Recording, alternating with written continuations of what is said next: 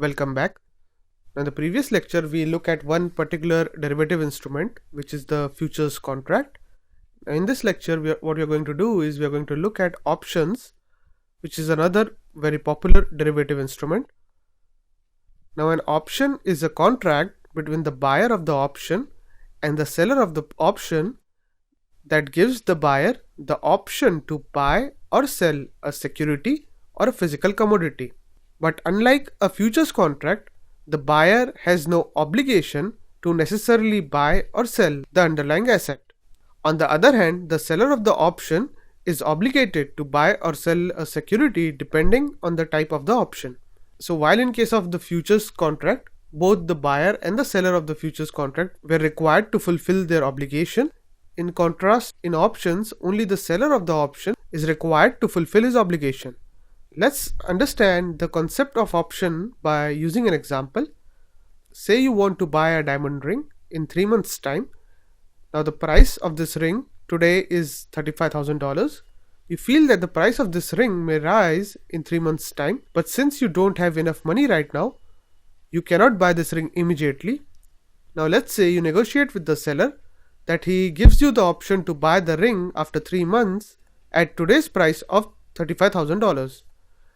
The seller agrees to your deal but asks you to give him $500 as a price for this gesture of providing you the option to buy this ring in 3 months' time at today's price. Now consider two situations. Say the price of diamonds increase and the price of the ring after 3 months is $39,000.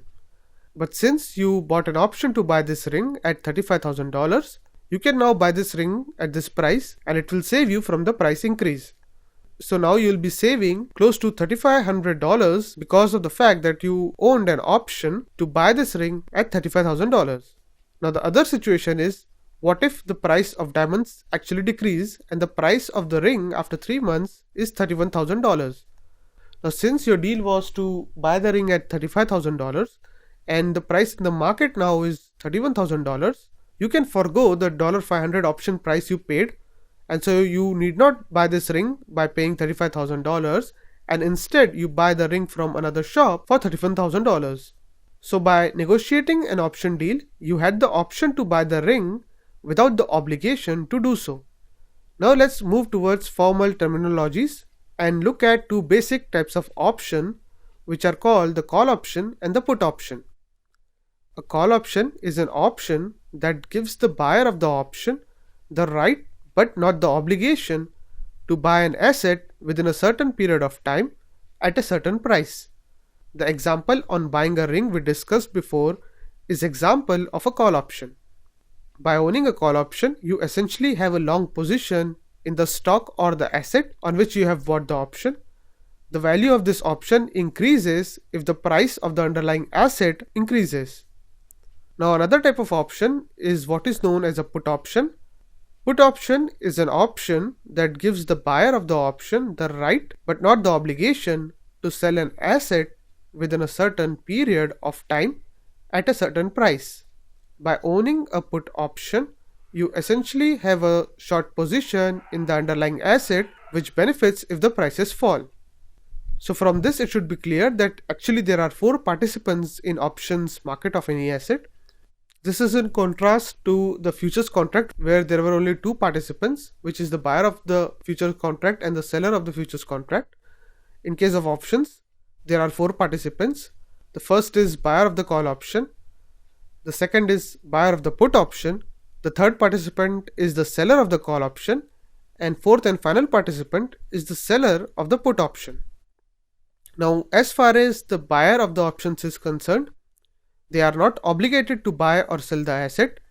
They will choose to exercise their rights only if it is profitable for them to do so. While as far as the seller of the option is concerned, they are obligated to buy or sell the asset if the buyer of the option exercises his right. Whenever the buyer of the option exercises his right, he will do so only because it is profitable to him, which means the seller of the option will be at loss but still would need to fulfill his obligation.